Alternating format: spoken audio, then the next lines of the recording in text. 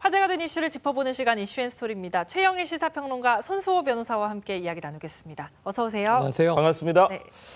자, 어릴 적 뭐 보물섬 뭐 이런 생각 해본 분들 굉장히 많을 것 같은데, 자, 금은보화가 실린 것으로 알려진 113년 전 러시아 함정 돈스코이호가 울릉도 앞바다에서 발견됐다는 소식이 있는데, 자, 돈스코이호가 맞긴 맞는 겁니까? 네, 아직 뭐 팩트로 공인됐다고 보기는 어렵지만 예. 이것을 발견했다고 주장해서 뭐 오늘 이 아침 시간에 실시간 검색어에 올라 있죠. 신일그룹이라고 하는 곳에서 네. 말씀하신 대로 이 1905년 러일 전쟁 당시에 바다에 수장된 돈스코이호를 찾았다.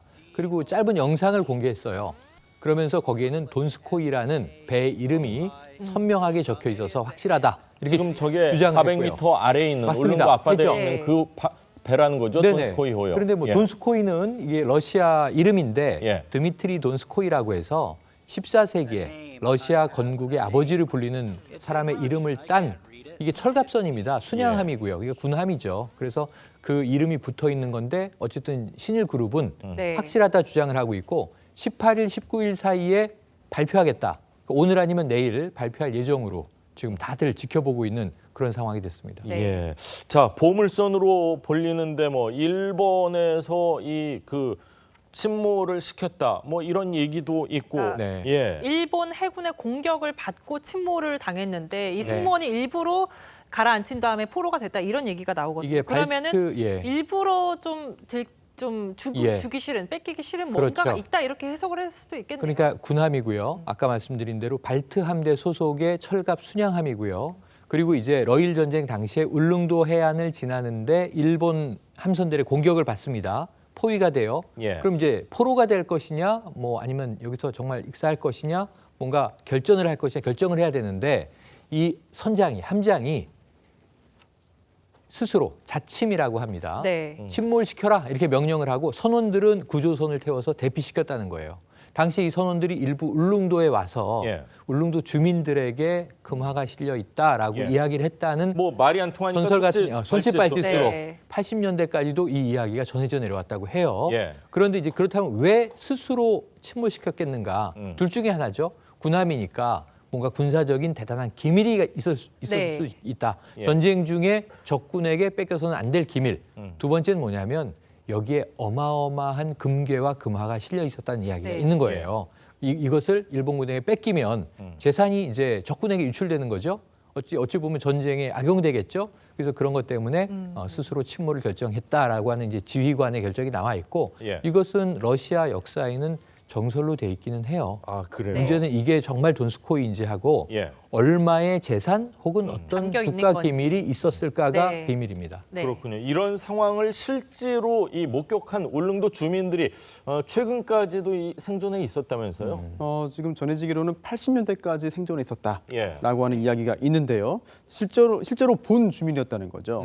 그래서 이 돈스코이호가 침몰할 당시에 그 울릉도에 이게 배가 침몰했으니까 선원들이 결국은 인근에 있는 섬이나 육지로 이제 그 피신을 해야 되는데 울릉도밖에 없죠. 뭐. 그렇습니다. 예. 그래서 울릉도로 이제 울릉도로 피난해서 상륙했던 러시아 선원들이 있었다는 거예요. 그 해군들이.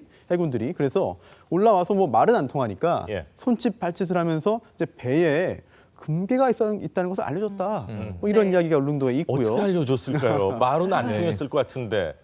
네. 반짝반짝. 근데 반짝이는 게 금밖에 없는 게 아니라 네. 뭐 은도 있고 뭐 동도 있고 뭐 그렇죠. 광석은 다 어마어마한 반짝반. 뭐 보물이 있다 네. 이렇게 뭐 설이 돈 것 같고요. 눈을 크게 떴을래나 네. 어떻게 했을래나 뭐 모르겠어요. 우리가 얘기하는 바디랭귀지로 바디 최대한의 랭귀지로. 표현을 했겠죠. 그래서 예. 실제로 도와준 그런 그 주민들이 고맙다는 그 답례로 예. 그 러시아 그 해군들이 쓰던 뭐 주전자, 금화 등을 어. 받기도 했다고 합니다. 네, 예. 그렇군요. 러시아 함정 돈스코이호 이거를 이제 인양을 하려고 네. 이제 각 우리나라뿐만 아니라 뭐 일본 뭐 네. 다 많은 기업들이 호시탐탐 네. 이 인양을 하려고 노력을 했던 것 같은데 사실 저는 의구심이 계속 드는 게 네. 이전에도 우리나라 기업이 인양 시도가 있었는데 결국 사실무근으로 밝혀진 적이 있기 때문에 저는 의구심이 들거든요. 이전에도 계속 우리나라에서도 시도가 있었죠. 이번이 처음은 아니에요. 네. 그래서 일단 81년으로 좀 거슬러 가보면요. 예. 그 당시에 도진실업이라는 회사가 실제로 이 돈스코이오 인양에 뛰어들었습니다. 그리고 또 그 후에도요. 그 98년에도 그 동아건설이 역시 같은 일에 뛰어들었어요. 기억이 납니다. 이거. 네네. 예. 네. 그때 굉장히 화제가 되고요. 뭐 주간지, 월간지에서도 이 보물선 관련해 가지고 굉장히 좀 심층 취재 보도를 많이 내기도 했는데요. 그런데 그때만 해도 이게 정말 돈스코이호가 어디에 침몰해 있는지 예. 또 이게 뭐 발견했다 뭐 아니면 이쪽에 묻혀 있다라고 주장했던 그 배가 정말 돈스코이호가 맞는지 예. 또 그 돈스코이호에 도대체 어떤 보물이 있는지 등에 대해서 뭐 제대로 확인된 바가 없었거든요. 네, 그러다가 이렇게 시도하던 회사들 또 이렇게 그 보물선 인양 작업을 했던 회사에 투자했던 여러 사람들이 예. 결국은 지금까지는 계속 실패를 이제 맛볼 수밖에 없었죠. 그렇군요. 네. 자, 인양을 한다면 소유권은 어떻게 되는 겁니까? 네. 러시아 뭐 침몰한 지 110년이 넘었으면은 러시아가 주장하기는 좀 어려울 것 같기도 하고요. 러시아의 입장이 지금 나오지 않고 있는데 예. 이제 국제적 분쟁 가능성도 전문가들은 조심스럽게 내고 있어요.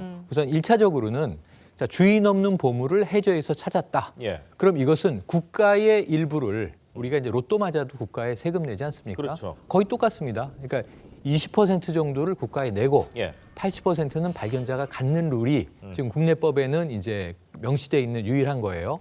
그런데 이게 문제는 소유권이 군함이라고 한다면 러시아라고 하는 국가의 소유잖아요. 예. 네. 그럼 이 안에 있는 자산도 러시아의 것일 수 있잖아요. 음. 러시아가 그건 우리 군함이니 일반 개인 상선도 아니고 예. 돌려주셔야 합니다 하면은 그 안에 있는 소유물을 포함해서 러시아 정부와 국가적인 분쟁 상황이 될 수도 있다. 그런데 문제는 국제법에 여기에 대한 규정이 지금 정해져 있는 바가 없어요. 그래서 이게 과한 경우에는 국제분쟁재판소까지 가서 결국은 사법적 판단을 받아야 되는 것 아니냐. 다만 러시아가 주장할 것이냐인데 인양을 했는데 그냥 뭐 배 잔해 정도가 있으면 예. 유물로 좀 돌려달라. 네. 이게 제물포 앞바다에서 1904년에 침몰한 러시아 군함이 있어요. 예. 바리아크호라고. 그 깃발을 지금 민주당 송영길 의원이 러시아 정부에 반납한 일도 최근에 있었습니다. 그러니까 이제 이런 것들이 이제 우호적인 관계에서 있을 수 있지만 여기에 지금 주장되는 대로 예. 150조에 상당하는 금화 금괴가 있다.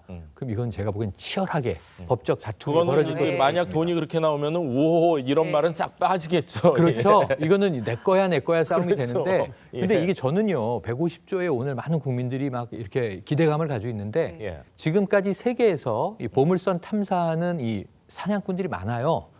2015년에 발견된 게 가장 비싼 거였어요. 스페인의 대형 함선이 침몰했는데 기억납니다. 300년 전에 예. 산호세호라고 예. 이걸 지금 이제 미국에 있는 해양 연구소에서 로봇 탐사로 발견을 해서 인양 직전에 있는데 여기 실린 총액이 20조라 그랬어요. 네. 최종 확인된 바는 11조가 좀 넘는 것으로 나왔는데 예. 150조는 지금 세계적으로 유례 없는 금액이거든요. 네. 전혀 와닿지가 않네요. 액수가. 군함에 그 정도의 금괴와 금화를 왜 싣고 다닐까? 예. 저는 궁금한 아침입니다. 네. 예. 배가 발견됐다. 그리고 배 안에 150조 원의 금괴가 들어있다. 아직까지는 이 신일그룹 측의 주장이고요. 해수부 측에서는 아직 발굴 신청이 들어오지 않았다 네. 이렇게 밝혔습니다. 그래서 그런지 또 주가도 많이 올랐기 때문에 좀 주가 상승을 노린 뭐 작전 세력이 개입된 게 아니냐 이런 해석들도 나오고 있네요. 그렇습니다. 이거를 이제 인양하기 위해서는요 발군 승인 절차가 필요한데 아직까지 그게 절차가 진행되지는 않고 있어요. 또 문제가 뭐냐면 바로 보증금입니다. 예. 이게 보증금이 이제 추정 가액의 10분의 1 이상인데 예. 이게 지금 추정 가액이 150조라고 한다면 15조. 네, 네. 이 발굴을 추진하고 있는 기업의 말에 따르면 엄청난 보증금을 내야 되는데 이게 과연 가능하겠느냐라고 네. 하는 의심이 들고요. 또 하나가 그동안 이렇게 보물선 사업에 뛰어들었던 회사들의 그건 전례가 있습니다. 예. 바로 이게 네. 주가인데요. 네. 맞아요. 어떤 특정한 회사의 그 주가 상승을 위해서 활용하는 뭐 작전이라고 하죠. 그렇습니다. 예. 그런 사례 전례들이 있기 때문에 혹시라도 이번 사례 역시 그런 것이 아닌가라고 하는 의심을 하고 있는 그런 그 분들이 상당히 많이 계신 것 같습니다. 네. 예. 근데 이게 저희 세대 위로는요. 네. 이게 현실화된 걸 한번 봤기 때문에 예. 그럴 수도 있는 것 아니야? 러일 전쟁도 있었고 우리 한반도 주변에서 정말 전쟁도 울릉도에 묻혔다고 많았고요. 알려져 있었으니까. 사실은 우리도 신안 앞바다 보물 예. 1975년 8월에 제가 어릴 때인데 말이죠. 지금도 기억이 나는 게 신안 앞바다에서 침몰한 대형 중국 상선이 발견되면서 24,000점의 중국 도자기들이 예. 나옵니다. 가치로 따지면 그때 뭐 얼마다 어마어마했는데 지금은 이제 비용의 가격 가치보다는 오히려 이제 보물로서 유적으로서의 가치가 커서 최근에도 3,000여 점 전시하고 그러거든요. 그래서 이러한 것을 우리가 본 기억이 있기 때문에 금괴나 금화가 나오지 말란 법도 없지 않는가. 네. 뭐 5만 가지 이제 일들이 있었으니까요. 그렇군요. 역사적으로. 그래서 기대감이 있는 분들도 계시더군요. 과연 군함에 150조 원이라는 어마어마한 금화를 또 왜 실었는지도 사실 의구심이 들고 뭐 또 그렇습니다. 주가를 새로운 기업 뭐 최대 주주가 되는 이런 과정 뭐 여러 가지를 네네. 좀 종합적으로 살펴봐야 되지 않을까. 그리고 예전에 동아건설 같은 경우도 십몇칠 상한가를 치고 그 이후에 뭐 상장 폐지되는 또 아픔을 맞습니다. 겪기도 하고 그랬었기 때문에 지금 뭐 혹시라도 이 주식에 관심이 있으신 분들은 네. 아주 자세히 살피고 하셔야 될 것 같습니다. 자, 다음 이야기를 좀 하겠습니다. 개그맨 겸 가수죠. 유세윤 씨가요. 자신이 주로 일하는 방송국 앞에서 항의 시위를 벌이는 뭐 어떻게 보면 좀 네. 이상한 일이 벌어졌습니다. 네, 유례 없는 일이죠. 예. 그런데 거기에는 또 유명한 아이돌 출신의 신동 씨도 함께했고요. 예. 네. 또 이 신인 걸그룹도 함께했습니다. 그런데 이게 뭐냐면 나의 뮤직비디오의 방송을 허해달라 예. 네. 간곡한 호소인데요. 아까 말씀하신 대로 유세윤 씨는 개그맨으로도 유명하지만 너무 웃기고 재밌는 분인 걸 우리가 다 노래도 알지만 잘해요. 이 UV가 말이죠. 이태원 프리덤이라든가 히트곡이 빵빵 터진 게 많습니다. 예. 그리고 다 굉장히 개그 감각이 있는 특이한 노래들을 가지고 이 싸이하고 쌍벽을 이루는 코믹 가수다. 이런 또 별칭도 얻었거든요. 그렇죠. 그런데 새로운 뮤직비디오, 신곡을 하나 낸 거예요. 네. 그런데 이게 좀 방송에서 다루기 애매한 가사가 들어있는 겁니다. 네. 그렇다고 아주 심각한 건 아닙니다. 아이들은 많이 쓰는 얘기인데 방송에서 이 용어를 다룰 수 있을 것인가. 그래서 방송 불가 판정을 받은 것 같아요. 여기에 대해서 지금 가수로서 이게 뭐 그렇게 방송 불가될 일인가. 예. 방송을 허해 주십시오. 이 좋은 노래입니다. 하고 이제 어찌 보면 저는 반은 홍보고요. 네. 예. 반은 항의 시위고요. 그러한 퍼포먼스를 벌인 것 같습니다. 약간의 뭐 노이즈 마케팅 그런 것도 있는 것 같아요. 있고요. 신체 항문을 지칭하는 용어인데요. 네. 예. 그런데 뉴스에서는 좀 안 쓰지만 예전에 시트콤에서도 이와 비슷한 어감의 유행어가 그렇죠. 계속 쓰인 적도 있었잖아요. 네 그래서 글자죠. 네네. 그때는. 예. 꼬마 네. 아이가 네.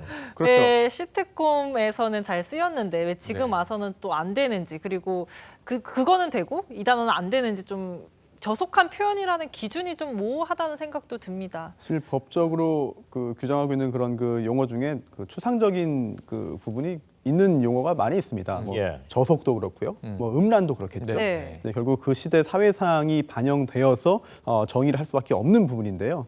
이 부분도 마찬가지인 것 같아요. 그래서 당시에 그 시트콤에서는 이게 많이 쓰였어요. 정말 많이 그래서 쓰였죠. 예. 인기를 얻었어요. 캐릭터까지도. 뉴스에서도 용어를 쓸 수 있었어요. 그러다 네. 앵커가 네. 이제 웃음이 네. 터져가지고 그렇죠, 또 그렇죠. 사고가 그렇죠. 나고 그랬었던 기억이 나는데요. 근데 결국 그 시트콤 대사, 이 대사를 사용했던 게 그 아이가 어른들에게 폭력적인 언행을 한 것이다라고 예. 보았고 이게 또 필요이상으로 반복된다라고 해서 결국은 그 심의에 걸리기도 했거든요. 네. 그래서 그런데 이번에 네티즌들은 이게 뭐 무슨 문제가 되느냐라고 그런 의견을 보이는 분도 계시고 이런 것까지 너무 그 방송에 나오는 건 좀 너무 지나치다라고 하는 그런 분도 계시거든요. 네. 굉장히 여러 가지 논란의 그런 용어인 것 같습니다. 어르신들 입장에서는 아유 뭐 방송에서 저런 얘기를 해 이렇게 생각을 하실 수 수가 있을 있고 네. 것 같아요. 어린 네. 학생들 입장에서 아유 우리가 평소에 쓰는 네네. 얘기인데 뭘 이걸 가지고 뭐 규제를 해 뭐 이런 얘기를 할 수가 있을 것 같은데 이 외에도 예전에 지금 봤을 때는 아니 뭐 이 정도 가지고 방송 불가 판정을 해 이런 게 좀 많았었죠. 많았죠. 예. 뭐 미풍양속을 해친다 해서 뭐 안 낸 것도 있었고 그 당시에는 우리가 70년대로 건너가면 뭐 장발 단속이나 미니스커트도 경찰관이 자루재서 단속을 했잖아요. 예. 이건 길다 단속을 하던 시절인데요. 예. 최근까지도 그런 사례가 적지 않게 왕왕 있습니다. 지금 예. 보시는 대로 저는 제일 황당한 게 제 젊을 때 좋아했던 노래방에서 많이 부르기도 했는데요. 이승환의 덩크슛에 덩크슛. 보면요, 야발라바 히야, 야발라바 히야 이런 주문이 외웠다는 나오는데 이유로 예. 이게 무슨 무속인가 불신을 조장한다. 예. 그러니까 이유가 좀 너무 황당하고요. 조혜련 씨는 이제 아나까나라고 하는 건데 노래가 수준 미달이다. 방송 불가. 조혜련 씨는 굉장히 큰 트라우마를 느끼실 것 같아요. 예. 임창정의 소주 한 잔. 이거 실현당한 남성들은요. 노래방에서 다 애창곡으로 부르는 건데 예. 자, 이 음주를 할 수 없는 청소년들의 어떤 술 문화를 조장할 수 있다. 이런 사회적 위험. 소주 한 잔을 듣는다고 소주가 청소년들이 당길까? 뭐 청소년들이 많이 부르긴 그럴 부르는 수도 노래긴 있고 했었어요. 아닐 네. 수도 있고 네. 이건 어쨌든 실현의 애잔함이고요. 네. 에픽하이의 이제 뚜뚜루라는 노래 같은 경우는 많이들 모르시는 이제 그런 곡인데 그 노래도 그 안에서 담고 있는 것이 조금 200km로 질주한다는 가사가 나와요. 예. 과속을 조장할 수 있다. 그러니까 노래 가사는 우리가 그럼 전 어떻게 생각을 하냐면 노래 가사에 좀 비현실적인 이야기, 판타스틱한 이야기를 담았다고 해서 과장이 들어있다고 해서 현실적인, 그러니까 이게 이런 거죠. 이 개그를 다큐로 본다 이런 얘기를 하는데 그렇게 심의해서 그렇죠. 네. 불가 판정을 하는 건데 영화 드라마는 이 방영이나 상영할 수 없는 게 굉장히 많아요. 비현실적인 내용이 얼마나 많습니까? 예. 네. 그거 하나하나 토를 달면 굉장히 좀 전 아니다 싶은데 네. 시네마 천국의 좀 엄격한 신부님이 예. 키스 씬을 걷어내던 것 같은 검열이 예. 아직도 아마 우리 안에 존재하는 것 아닌가 생각해 봅니다. 예. 네. 그런데 이제 그 유세윤 씨가 속한 UV 네. 노래는 이제 요즘 가수들의 노래는 사랑 얘기가 주로 많잖아요. 그런데 네. UV가 만드는 노래 보면은 정말 기상천외하고 속 시원하고 창의적인 네. 내용들이 많아서 맞습니다. 또 그런 부분에 대한 긍정적인 면도 분명히 있다고 생각이 들거든요. 근데 유세윤 씨가 하는 음악 작업에 제가 좋아하는 건 이런 거예요. 형 시리즈가 있어요. 예. 아예 이름을 붙입니다. 자기가 아는 친한 형, 조한형 노래가. 그럼 그 인물에 대한 노래를 만드는 거예요. 혹은 또 뭐 자형 뭐 이렇게 붙이기도 하고. 그리고 새로 낸 것은 장모님이란 노래도 있습니다. 예. 그러니까 가족 간의 그 관계에서 애환, 어찌 보면 좀 갈등도 있다가 화해도 하고 미운정, 고운정 들어가는 과정들을 노래로 만드는 거. 사랑 얘기가 너무 많아요. 네. 80~90%잖아요. 그런데 이제 이러한 다양한 관계를 독창적인 시각으로 들여다보는 노래. 이게 결코 뭐 웰메이드가 아니라 하더라도 B급이면 어떻고 C급이면 어떻습니까? 예. 다양한 이제 이 새로운 음악의 시각들을 저변을 네, 넓히는 맞습니다. 우리 삶에 긍정적인 전해줄 수 있으면 측면도 있는 예. 것 같아요. 이게 희망이 되는 거거든요. 그러면서 이 유세윤 씨의 나름의 독창성 예. 우리가 좀 인정해 줄 필요가 있지 않나 생각이 듭니다. 저도 사실은 스포츠센터에서 열심히 운동을 하고 있는데요. 네. 잘 못 들어본 신나는 노래가 나와서 궁금해가지고 물어봤어요. 이게 누구 노래예요? 예. 그랬더니 UV 노래예요. 이러더라고요. 아. 그래가지고 이렇게 적어서 몇 번 들어봤더니 운동할 때 들으면 정말 기분 좋고 네. 에너지가 이게 네. 넘치게 하는 그런 노래 잘 만들더라고요. 네, 그런 노래들을 어릴 때부터 좀 그런 끼가 창의성. 있었다면서요. 네, 그렇습니다. 네. 이세윤 씨가 중학교 때 그 경기도 그 고향에 있는 그 한 아파트 단지에서 어제 새로 이제 아파트를 지었으니까 그 이름을 붙이는 공모를 했어요. 맞아요. 네, 그런데 여기에 유세윤 씨가 당시 중2였던 그 유세윤 씨가 당선됐습니다. 저희 마을인데요. 아 그래요. 아, 네. 그런가요? 지금 저 아파트에 붙어 있잖아요. 네, 이렇게. 아파트 네. 다 있는 이름들입니다. 네, 그래서 지금 도서상품권 50장 원래 없던 상품인데 예. 특별히 받았다고 하는데요. 그때부터 정말 여러 가지 적극적으로 참여도 하고 재기발랄하게 재치 있는 그런 모습들을 보여줬던 것 같습니다. 네, 알겠습니다. 다음 소식 넘어가도록 하겠습니다. 예, 네. 배우 유소영 씨가 실시간 검색어에 네, 이 네. 상위에 올랐습니다. 이유가 손흥민 선수 때문이라면서요? 아, 예, 그렇습니다. 이게 유소영 씨가 이 손흥민 선수 열애설 관련해 가지고 굉장히 좀 여러 가지 좀 피해도 입었던 것 같고요. 예. 또 좀 네티즌들이 좋지 않은 그 이야기를 많이 남기기도 했는데 이번에 다시 한번 오르내리고 있습니다. 이게 그 팟캐스트에 출연해 가지고 직접 과거 손흥민 선수와의 열애설을 다시 한번 공식적으로 이야기를 한 건데요. 2015년 11월에 이 둘의 열애설이 보도가 됐어요. 사진도 그때 찍혔고요. 그런데 그때 손흥민 선수는 연인이 아니다라고 예. 했지만 유소영 씨는 열애 맞다라고 했기 때문에 굉장히 큰 논란이 있었고요. 결국은 그 후에 유소영 씨가 굉장히 좀 많은 비난을 받았는데 이번에 다시 한번 말한 겁니다. 당시에 연애했던 게 맞다라고 했고요. 또 처음 만났던 그런 과정까지도 자세하게 설명을 하면서 많은 분들이 이제 잊고 있었는데 다시 한번 그때 그 3년 전 2015년의 기억을 많은 분들이 다시 떠올리게 됐습니다. 아우, 정말 네티즌들이 사실 비난을 할 만한 부분이 분명히 있는 것 같은데 네. 유소영 씨는 결국 네티즌들이 하도 비난을 퍼부으시니까 SNS를 계정을 닫고 닫았습니다. 네. 계정을 삭제했죠. 우리가 개삭 이렇게 얘기하는데 굉장히 악플이 많이 나왔어요. 왜냐하면은 지금 이 열애설에 대해서 피해자처럼 얘기하더니 본인이 사귀었었다고 완전히 공개를 다른 건 아니고 해놓고 비공개로 비공개 전환- 전환이라고 네. 하죠. 비공개 전환. 그러면서 이제 이 비난이 폭주했던 거예요. 지난밤 사이에. 그래서 저는 이게 무슨 일인가 봤는데 이 팟캐스트의 진행자가 친한 후배예요. 평론하고 우리 TV조선도 왕왕 나옵니다. 예. 연예 프로그램에. 근데 이 프로그램이요. 나가면 탈탈 턴다 그러죠. 본인의 이야기를 굉장히 적나라하게 하게끔 질문을 유도하는 경향이 있습니다. 저도 한번 여기 나갔다가 예. 소녀시대 티파니 팬이라는 걸 얘기했다 무리를 빚은 적이 있거든요. 근데 전 어. 유명인이 아니니까 뭐 예. 크게 악플이 없었습니다만 유소영 씨의 이 사생활 문제이기 때문에 예. 이게 지상파나 혹은 뭐 종합편성 채널이면 나와서 그런 이야기를 하기는 어려웠을 거예요. 팟캐스트에 좀 편안하고 자유로운 분위기에서 좀 부추김에 의해서 자기 얘기를 다 하다가 예. 사실은 또 진실을 고백한다는 건 또 나쁜 게 옆에서 아닌데 약간 말하라고 예. 좀 분위기도 그랬잖아요. 네, 과거에 있었던 일일 뿐인데 여기에 대해서 좀 악플들을 자제해 주셨으면 좋겠고요. 예. 사생활 영역이니까. 음. 그래서 본인이 지금 내가 사귀고 있는 남자는 사랑하는 남자는 땡땡땡입니다라고 밝히면서 예. 이 과거 언급하면서 너무 좀 이 괴롭히지 말아주세요라고 그렇군요. 하는 하소연을 하고 있습니다. 네. 예, 손흥민 선수 연예계 인맥이 참 많은 것 같은데 특히 배우 류준열 씨 남다른 우정 과시하는 뭐 사진도 그때 이 SNS 통해서 절친 인증했습니다. 절친 인증했고요. 브로라고 이제 부르면서 네. 또 이제 영국에 직접 가서 이제 경기를 관람하기도 했고요. 이 정도면 우리가 뭐 성덕이다. 요즘 신조어들이죠.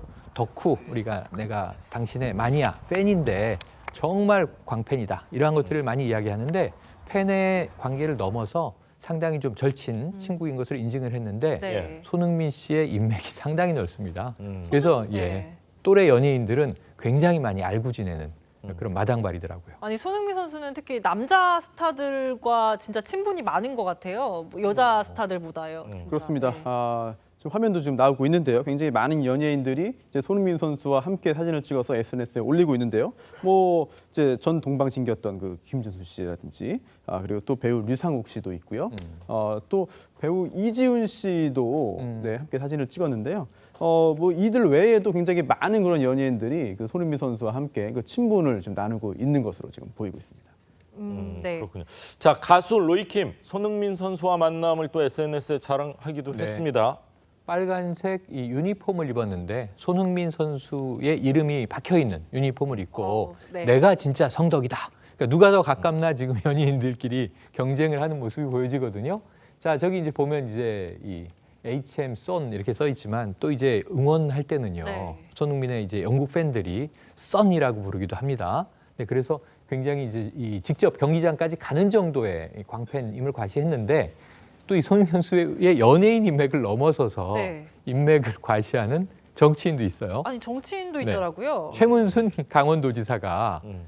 이 강원도만 찾으면 나를 만나러 온다 이렇게 자랑을 했는데 왜 손흥민 선수가 강원도를 가며 왜 최문순 지사를 찾아가는 걸까? 손흥민 선수의 이 고향이 춘천입니다. 아, 그렇군요. 자연스럽죠. 예. 네. 춘천 고향집에 갈 때마다 예. 이 또 도청이 춘천에 있잖아요. 강원도청이. 그렇죠. 그래서 예. 이 최문순 도지사를 만나게 됐는데 한 분은 지역 행정가로 광역지자체장, 또 한 명은 이제 그야말로 세계에서 국위를 선양하고 있는 국가대표 축구 선수로 프로 선수로 이 고향 방문을 하면 춘천에서 만나는 것도 이색적이잖아요. 예. 네. 근데 이 케미가 좋았나 봐요. 그러니까 고향 방문할 때마다 도지사님 건강하십니까? 잘 계십니까? 하고 찾아가는 걸 보면 손흥민 씨의 인사성, 예의가 그렇네요. 예. 상당히 깍듯하고 바르다는 걸 알 수 있습니다. 예, 아시안 게임에 손흥민 선수가 와일드카드로 지금 뽑혔죠. 네, 뽑혔죠. 뽑혔습니다. 예, 네, 8월달에 볼수 있을 있습니다. 아시안 게임에서 손흥민 선수 열심히 뛰어서 금메달 따야죠. 또 금메달 따서 또 개인적으로도 좋은 일이 있고 있어야죠. 나라에도 또 영광 이렇게 돌리는 기회가 됐으면 하는 그런 바람입니다. 자, 다음 이야기를 좀 하겠습니다. 정말 훈훈한 소식입니다. 택시에요 50대 여성 보행자가 깔렸습니다. 이 경찰과 시민들 극적으로 구조하는 일이 있었다면서요? 네, 그렇습니다. 16일 오후 9시 30분쯤이었는데요. 네. 이때 그 택시가 그 횡단보도를 건너던 58세 여성을 치었습니다. 사고가 발생한 건데요. 예. 그런데 그 후에 이 피해자가 이 네. 사고를 낸 차량 밑에 깔려 있었어요. 그러자 그러자 저 택시 밑에 네. 깔려 있는 네, 거죠. 그렇습니다. 네. 그래서 이제 그 경찰이 다가와서 이제 밑에 그 여성을 확인했고요. 그런데 예. 경찰 힘만으로는 되지 않으니까요. 예. 주변에 있던 그 시민들까지 다 와서 이렇게 아이고. 힘을 모아서 번쩍. 택시를 들어 올렸습니다. 저렇게 들어 올린 사이에 이제 경찰이 차 밑에 깔린 그런 그 50대 여성을 재빨리 이제 밖으로 끄집어내서 결국 이제 응급 조치를 이제 취할 수 있는 상황이 됐고요. 예. 만약 저렇게 경찰이 아무리 뭐 경험이 많고 하더라도 경찰력만으로 저 차를 들어 올리긴 쉽지 않거든요. 힘들죠. 그렇죠. 예. 예, 주변에 있던 시민들이 시민의식을 발휘해서 결국은 저렇게 좀 목숨을 구할 수 있도록 큰 힘을 썼습니다. 네, 십시일반 힘을 보태서 불과 10초 만에 이 구조를 할 수 있었는데 당시 사고 현장 상황 들어보겠습니다. 택시 밑에 그 아주머니 분이 여자분이 한 분이 깔려 계셨고 그리고 이제 막 경찰분들이 막 차를 들어서 이렇게 같이 빼내고 의식은 명료하지는 않고 그냥 대답 못하는 상태고 다발성 골절. 구하려는 그 의혹이 있어도 사실 초반에 빠르게 치밀하게 대응하지 않으면 맞아요. 이렇게 잘 구하기 어렵거든요. 그러니까 모여서 저거렇지 하다가 시간 보내면 그럴 수 있습니다. 생명의 네. 위험까지도 갈 수 있거든요. 예. 그런데 정말 지금 시민의식은 그야말로 협업을 하는데 우리가 정말 적극성이 있는 것 같아요. 어떤 시민은 뛰어가서 인근 100m 거리의 파출소에서 경찰에게 바로 이야기를 하고 불러오고 예. 경찰들이 또 빨리 출동을 해서 상황 판단을 했습니다. 그리고 처음에는요. 택시를 둘러싸고 모여있는 시민들이 번쩍 들려고 했는데 택시가 그렇게 들리긴 어렵거든요. 그러다 보니까 또 한쪽으로 모여서 한쪽으로 이 힘을 지탱해서 들어 올리고 그 사이에 사람을 빼면 되겠구나. 네. 예. 이것이 뭐 누가 작업자가 지시해서가 아니라 십시일반으로 집단지성의 판단을 하고 움직였다는 점에서 맞습니다. 우리 시민들이 위험에 대처하는 그리고 이제 나만 이기적으로 살아남는 게 아니라 누군가를 도와야 한다는 의식은 정말 많이 높아졌다. 네. 좀 뿌듯한 장면입니다.